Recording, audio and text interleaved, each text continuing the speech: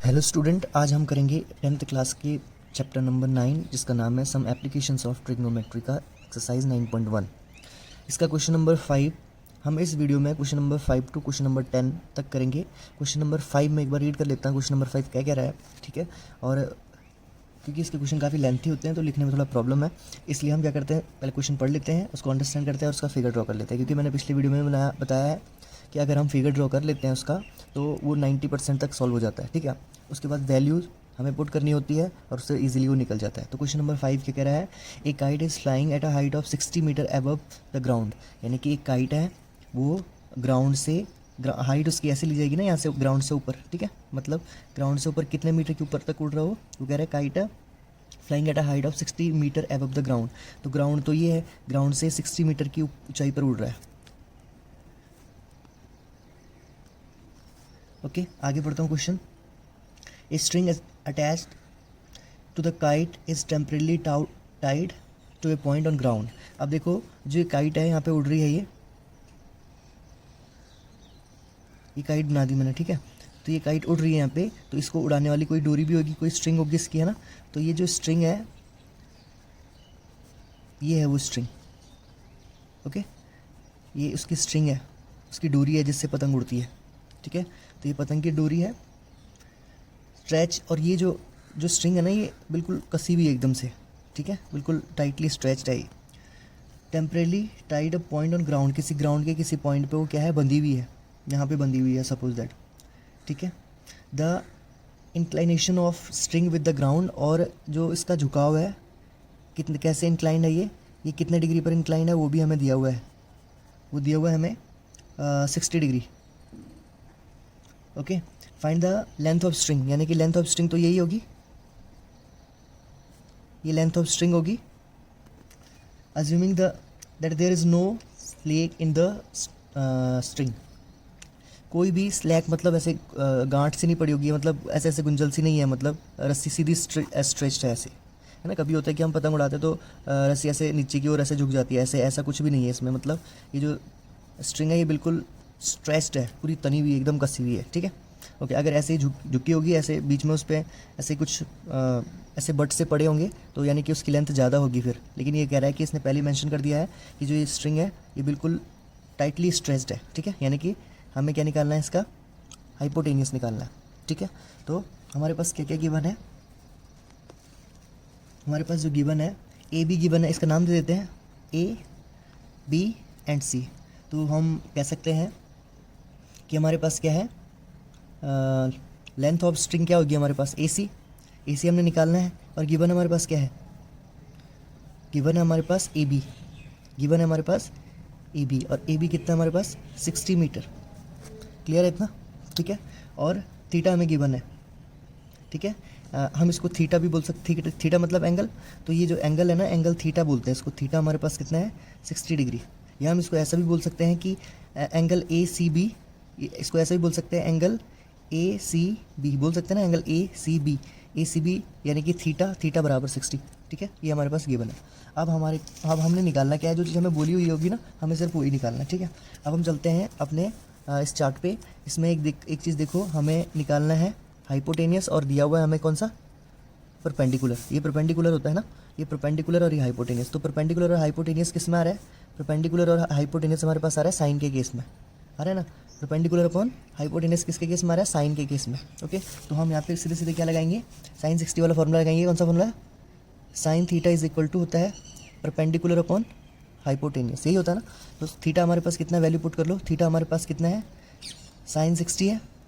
Perpendicular हमारे पास जो दिया हुआ है, परपेंडिकुलर ए बी हमारे पास, ए बी हमें गिवन है 60, और हाइपोटेनियस इसका क्या है, इसको मान लेते हैं ए सी मान लेते हैं, क्योंकि ए सी है। अभी हमें इसकी वैल्यू पता करनी है, ठीक है। अब साइन 60 की वैल्यू कितनी होती है, साइन 60 की वैल्यू √3/2 कितनी होती है, साइन 60 की वैल्यू, साइन 60 डिग्री कितना होता है, √3/2, ओके, क्लियर है। √3/2 is equal to 60/AC, okay.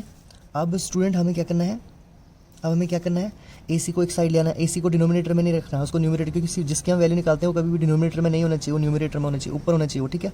इसलिए यहाँ पे क्या कर लेते हैं, थोड़ा क्रॉस मल्टीप्लाई कर लेते हैं, आगे कैसे होगा ये, ए सी किसके साथ चले जाएगा, ये हो जाएगा A C multiply √3 is equal to, ये 260 के साथ चले जाएगा 60 मल्टीप्लाई 2। ओवरऑल हमें सिर्फ ए सी को ही एक साइड रखना है, बाकी सारी वैल्यूज़ जो हमारे पास होंगी, जो कांस्टेंट टर्म होंगी, उस सबको एक साथ लेके जाना पड़ेगा। ये जाएगा A C is equal to 60 multiply 2 over में √3 कितना हो जाएगा। A C is equal to 60 multiply 2 कितना होता है, 60 मल्टीप्लाई 2 120 होता है ओवर √3। अब क्या है स्टूडेंट, मैंने बोला कभी भी डिनोमिनेटर में हमने रूट नहीं रखना है, तो हम क्या करेंगे, इसको रैशनलाइज करेंगे इसको 120 ओवर √3 मल्टीप्लाई। अब रैशनलाइज कैसे करते हैं, जो भी हमारे पास रूट में दिया होगा उससे दोनों साइड मल्टीप्लाई करते हैं, ऊपर न्यूमरेटर और डिनोमिनेटर में दोनों जगह √3 ऊपर भी और √3 नीचे भी। इससे क्या हो जाएगा, ये बन जाएगा 120 √3 और नीचे रह जाएगा मेरे पास कली 3, क्योंकि मैंने पहले भी बताया हुआ है ना, √3 मल्टीप्लाई √3 कितना होता है, 3 होता है। तो ए सी हमारे पास कितना हो गया, इसको कटिंग कर सकते हैं यहाँ पे, 3 से 120 हो जाता है कटिंग ना, 3 4 हो जाएगा ना, 3 से 120 40 टाइम्स में हो जाएगा, और ये √3 का √3। ठीक है, इस तरह से हमारे पास किस में दे रखी थी, यूनिट किस में थी, ये वाली कौन सी यूनिट थी, ये मीटर में थी, तो इसलिए ए सी जो स्ट्रिंग है वो भी हमारे पास मीटर में ही आएगी। ठीक है, तो हम यहाँ पे लिख सकते हैं, थोड़ा एक और स्टेप लिख सकते हैं इसको, कि क्या लिख सकते हैं, हैंस द लेंथ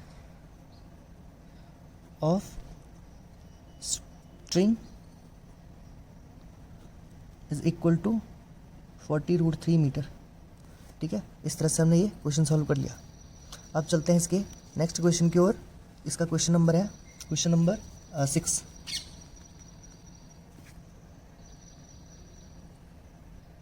तो मैं क्वेश्चन एक बार रीड कर लेता हूँ। क्वेश्चन क्या कह रहा है, a 1.5 metre tall boy is standing at a some distance from 30 metre tall building. तो एक चीज़ क्लियर है, बिल्डिंग ऐसे होती है, तो मैं साथ साथ में रीड भी कर रहा हूँ और साथ साथ में फिगर भी ड्रॉ कर रहा हूँ। तो जो ये बिल्डिंग है इसकी हाइट हमें दे रखी है, बिल्डिंग है हमारे पास 30 मीटर। ओवरऑल इसकी हाइट कितनी है, 30 मीटर, ये बिल्डिंग है। अब वो क्या कह रहा है, वो कह रहा है a 1.5 metre tall boy is standing some distance from 30 metre tall building, यानी कि इससे कुछ दूरी पर, यानी कि इस बिल्डिंग के कुछ दूरी पर एक लड़का खड़ा है, एक लड़का खड़ा है जिसकी हाइट है 1.5।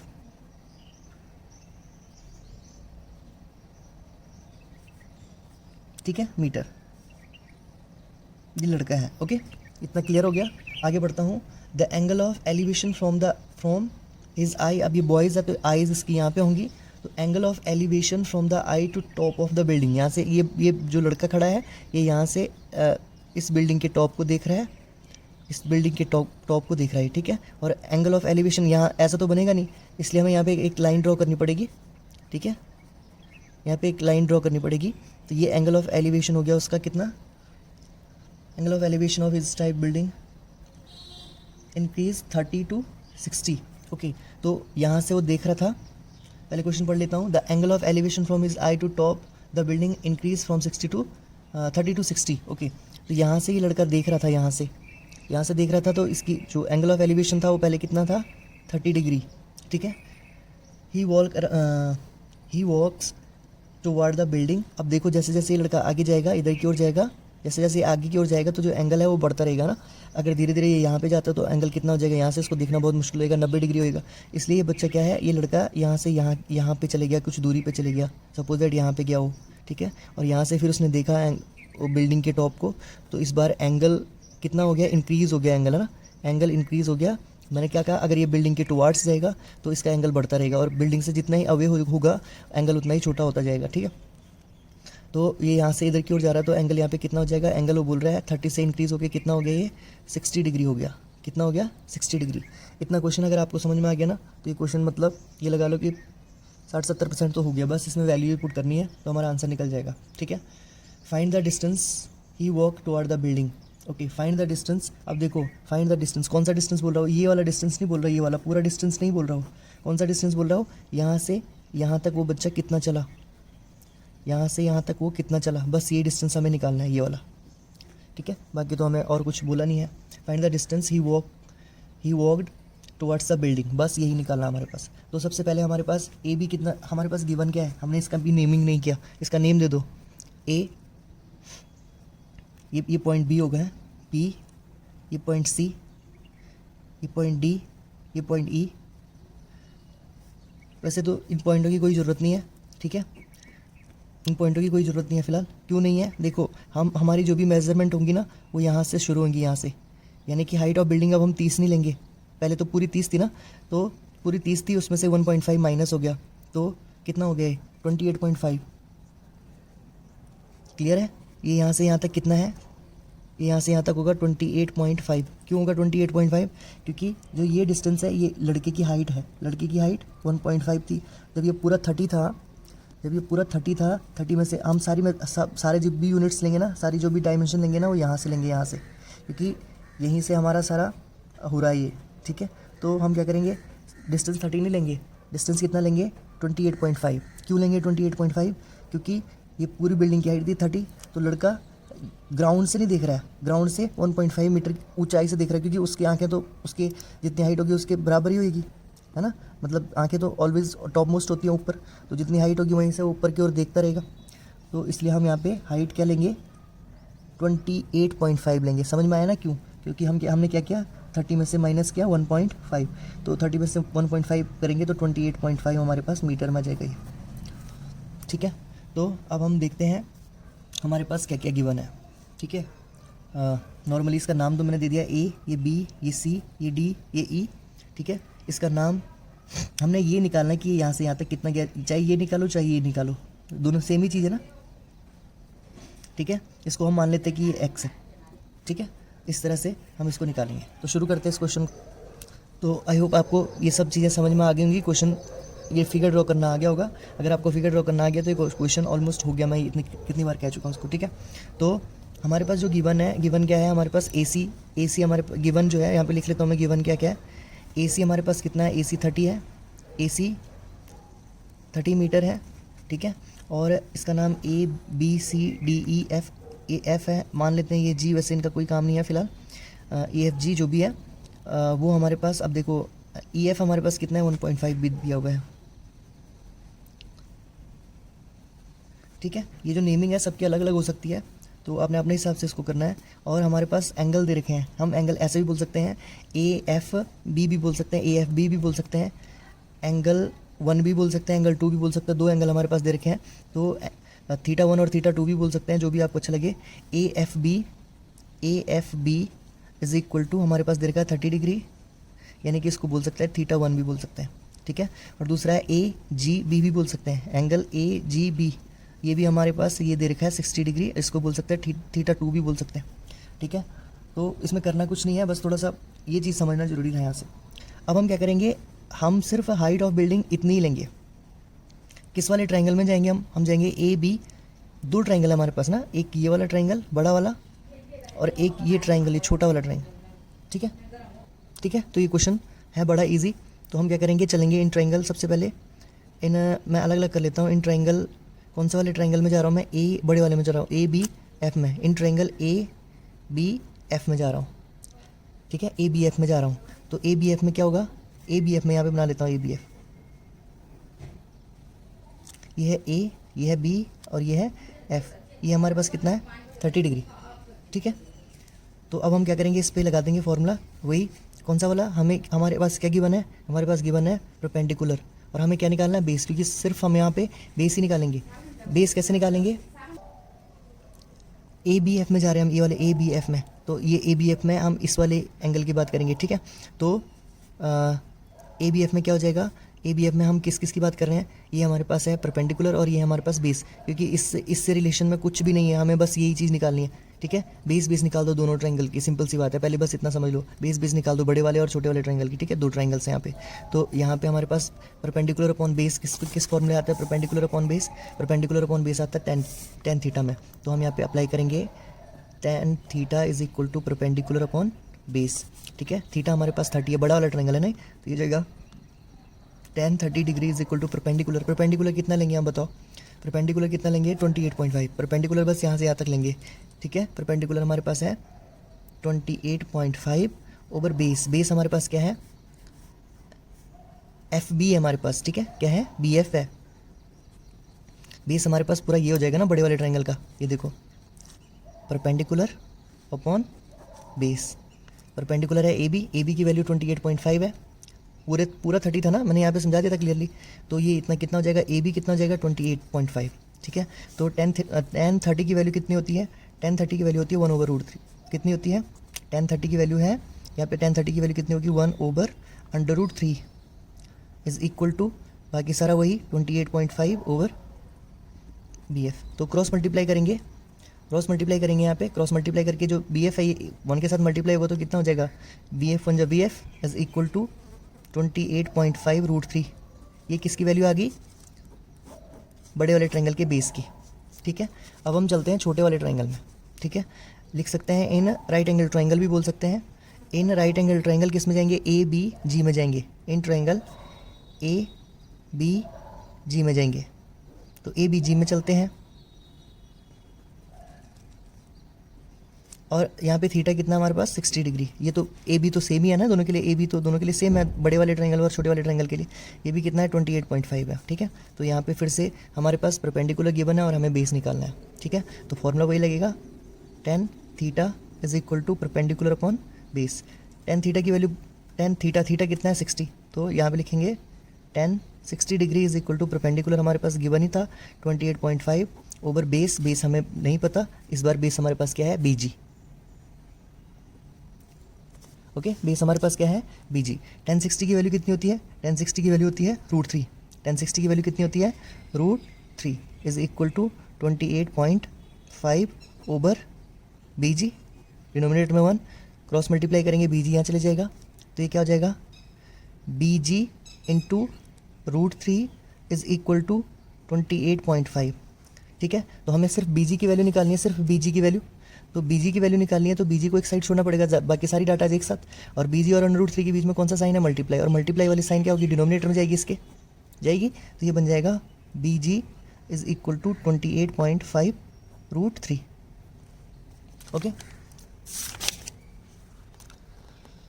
BG की वैल्यू कितनी आई, BG की वैल्यू आई 28.5 ओवर √3, ठीक है। अब मैंने हमेशा क्या बोला है, कभी भी अंडर को डिनोमिनेटर में नहीं छोड़ते, इसलिए हम क्या करेंगे, दोनों साइड √3 और √3 से मल्टीप्लाई करेंगे, ठीक है।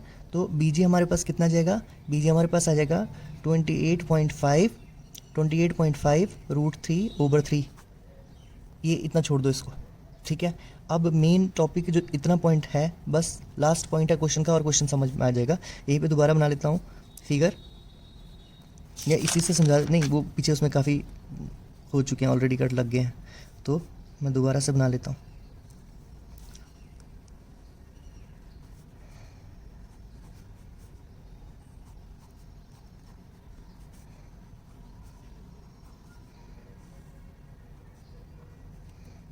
बस इसमें कुछ मैं लिख नहीं रहा हूँ, बस ये समझाने के लिए मैंने बनाया।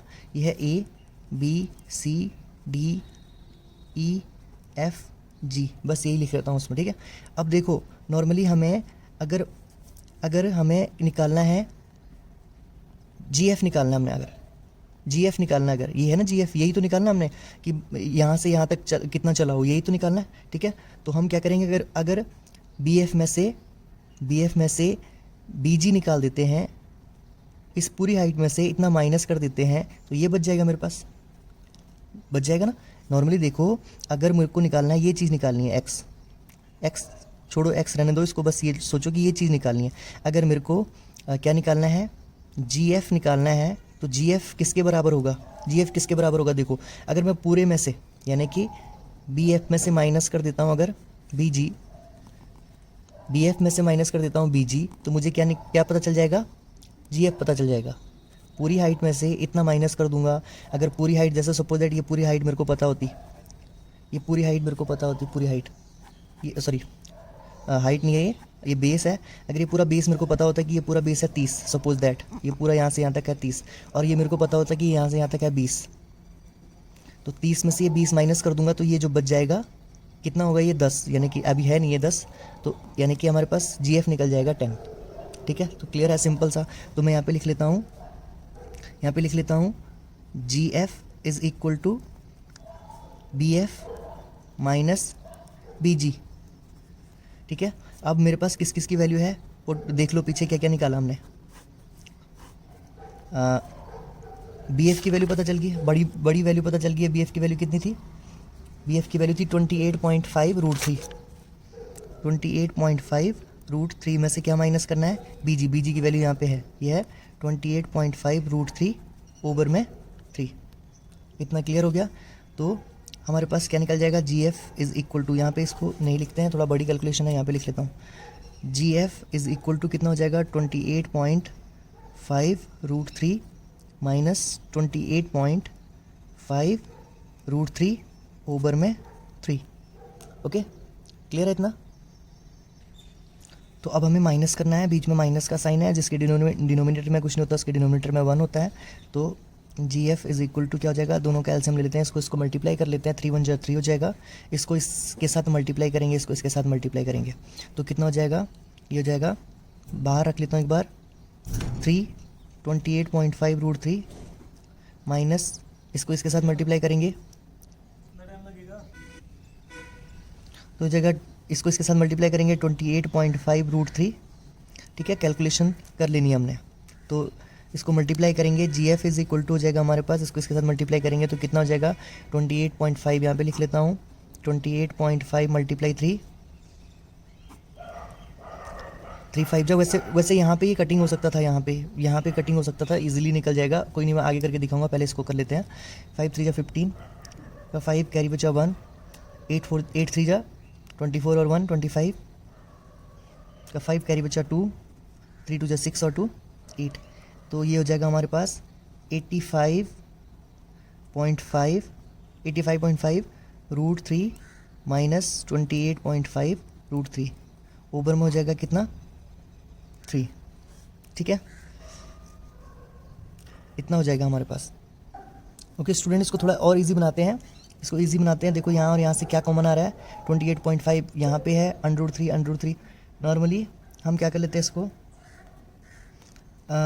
यहाँ से कॉमन आ रहा है हमारे पास, क्या कॉमन आ रहा है? दोनों जगह 28.5 है। ओके, क्लियर है? 28.5 है, कैसे है मैं बता देता हूँ। देखो जो अगर 28.5 को मल्टीप्लाई कर रहे हैं 3 से तो वो हो रहा है 85.5 हो रहा है, यानी कि 85.5 को हम ऐसा भी लिख सकते हैं ना, 85.5 को ऐसा भी लिख सकते हैं हम, ये रहा 4 का सारा। 85.5 को कैसे लिख सकते हैं हम? 28.5 मल्टीप्लाई 3, 85.5 को हमने क्या लिख लिया? 28.5। ठीक है, तो यहाँ पे 28.5 कॉमन आ गया, तो इसकी जगह पे क्या बचा? इसकी जगह पे बचा 3 √3। ठीक है, यहाँ से तो 28.5 सारा ही कॉमन चले गया, तो यहाँ पे बच गया हमारे पास √3 और ओवर में हमारे पास 3 है। ठीक है, तो हमें क्या बचा हमारे पास अब? 28.5 ब्रैकेट के अंदर 3 √3 माइनस √3 और डिनोमिनेटर में हमारे पास बच गया 3। अब 3 से इसको तुम डिवाइड कर सकते हो, इससे डिवाइड हो सकता है 3 से, तो 3 से डिवाइड करके देखो, 3 / 28.5, 3 9 = 27 बचा 1 पॉइंट ऊपर ले जाएंगे, 5 नीचे, 3 5 = 15, इससे ये कट हो गया, तो ये बचा 9.5। अंदर वह हमारे पास 3 √3 में से 3 √3 थे ना, 3 √3 थे, यानी कि √3 3 बार थे, √3 × √3 सॉरी √3 + √3 + √3 3 बार √3 थे, उसमें से एक √3 माइनस हो गया, तो हमारे पास क्या बचा? 2 √3 बच गया। ठीक है, 2 √3 बच गया, और अब हम ब्रैकेट खोलेंगे तो ये क्या हो जाएगा? 9.5 मल्टीप्लाई 2 √3, इससे इसको मल्टीप्लाई कर लेते हैं, 9.5 से मल्टीप्लाई कर लेते हैं 2 से, तो कितना हो जाएगा? 5 2 = 10, 0 कैरी 1, 9 2 = 18 और 19 पॉइंट का 1, तो ये बच गया 19 बच गया ना ओवरऑल, पॉइंट के पीछे 0 वैल्यू नहीं, √3। तो हमारे पास ये आया 19 √3 मीटर, यानी कि ये जो लड़का यहाँ से यहाँ तक चला, ये किसकी वैल्यू है? ये है जी एफ की वैल्यू है ये, तो जी एफ की वैल्यू हमें पता चल गई, ये कितनी है? 19 √3 आ रही है। कैलकुलेशन थोड़ा लंबी है, पर ये इजीली ऐसे इस तरह से हो जाएगा। ठीक है, तो यहाँ से देखो, यहाँ से स्टूडेंट इसको क्वेश्चन को यहाँ से देखो, यहाँ से बीजी से देखो, यहाँ पे थोड़ा कैलकुलेशन छोटी हो सकती थी। बीजी, वेयर इज बीजी? ये यहीं से आगे कर रहा हूँ मैं। ठीक है, जो मेरे इतने स्टेप थे ना, बस ये वाला समझ लो कि इतने में से ये माइनस कर देंगे तो ये निकल जाएगा। ठीक है, ये क्लियर कर लेना, बाकी कैलकुलेशन एक बार दोबारा करवा लेता हूँ बीजी से। बीजी हमारे पास आ रहा था, यहाँ पे कर लेता हूँ, बीजी हमारे पास आ रहा था 28.5√3 आ रहा था ना, ओवर में 3 इतना आ रहा था। तो बीजी यहाँ पे देखो, बीजी हमारे पास कितना हो जाएगा, इससे ही कैंसिल हो जाएगा, इससे ही कैंसिल हो जाएगा यहाँ से 3 से। कैसे करके देखो, 3 डिवाइड 28.5 तो कितना हो रहा है, 3 9 जा 27, बचा 1 पॉइंट ऊपर ले गए और 15 3 5 15, ये यहाँ पे आ जा रहा था हमारे पास 9.5√3 बीजी की वैल्यू। कैलकुलेशन थोड़ा छोटी करने के लिए बोल रहा हूँ मैं, ठीक है। 9.5√3 बीजी की वैल्यू आ रही थी। अब हमें क्या निकालना था, हमें निकालना था जीएफ निकालना था। जीएफ इज इक्वल टू क्या बोला मैंने, बीएफ माइनस बीजी, बीएफ माइनस बीजी, तो जीएफ निकल जाएगा। जीएफ इज इक्वल टू बीजी की वैल्यू हमारे पास कितनी है, बीजी की वैल्यू कितनी है हमारे पास, बीजी वेयर इज बीजी, ये किस में से, बीएफ में से बीजी माइनस करेंगे, बड़े में से छोटा माइनस करेंगे ना तभी आंसर आएगा। तो बीएफ माइनस बीजी, तो बीएफ की वैल्यू कितनी आई है, वेयर इज बीएफ, बीएफ की वैल्यू कितनी आई है, बीएफ की वैल्यू आई है 28.5√3, 28.5√3, और बीजी की वैल्यू कितनी आई है, बीजी की वैल्यू अभी हमने निकाली है, ये हमारे पास है 9.5√3। देखो स्टूडेंट कितना कैलकुलेशन देखो कितना छोटा हो जाएगा। जी एफ इज़ इक्वल टू, ये सिर्फ यहाँ से मैं शुरू कर रहा हूँ, यहाँ से, और यहाँ पे मैंने देखो कितना सारा कैलकुलेशन किया ना, यहाँ पे अभी निकल जाएगा, ठीक है। अब एक चीज़ देखो, यहाँ पे हमारे पास क्या चीज़ कॉमन आ रही है दोनों जगह, क्या चीज़ कॉमन आ रही है, अगर देखो मैं 28.5 को कैसे लिख सकता हूँ, 28.5 को कैसे लिख सकता हूँ, ठीक है। 28.5 को मैं ऐसे भी लिख सकता हूँ, देखो 9.5, अगर मैं 9.5 को मल्टीप्लाई करूँगा, 9.5 मल्टीप्लाई 3 अगर कर रहा हूँ, 5 3 15 कैरी बचा 1, 9 3 जा 27 और 1 28 पॉइंट का 1 प्लस, यानी कि 28। मैं इसको ऐसा भी लिख सकता हूँ, 28.5 को क्या लिख सकता हूँ, 9.5 मल्टीप्लाई 3 लिख सकता हूँ ना, इस चीज़ को ऐसा लिख सकता हूँ। तो क्या कॉमन आ रहा है दोनों जगह, दोनों जगह क्या कॉमन आ रहा है, दोनों जगह आ रहा है कॉमन 9.5, क्योंकि 28.5 में 9.5 इंक्लूड है। तो यहाँ पे क्या बचा होगा, अंदर बचा होगा 3 और साथ में √3, 3√3, यहाँ से क्या कॉमन आ गया, 9.5 कॉमन आ गया, बस यहाँ पे क्या बचा, √3 बच गया। तो जी एफ इज़ इक्वल टू क्या हो जाएगा, देखो फिर से वही वाला 3√3 थे, उसमें से एक √3 चला गया, तो कितना हो जाएगा 9.5, तो बच जाएगा 2√3। ओके, तो जी एफ इज़ इक्वल टू हमारे पास क्या हो जाएगा, मल्टीप्लाई करेंगे 9.5 को 2 से, तो कितना हो जाएगा, किया था वो हो रहा था 19 और √3 का √3। तो ये इतनी छोटी कैलकुलेशन है, और ये यहाँ से शुरू हो रही है, यहाँ से और यहाँ तक जा रही है।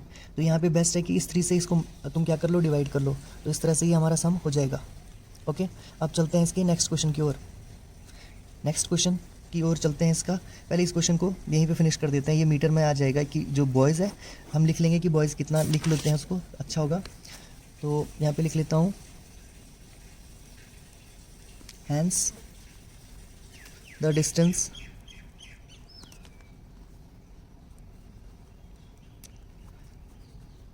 that the boy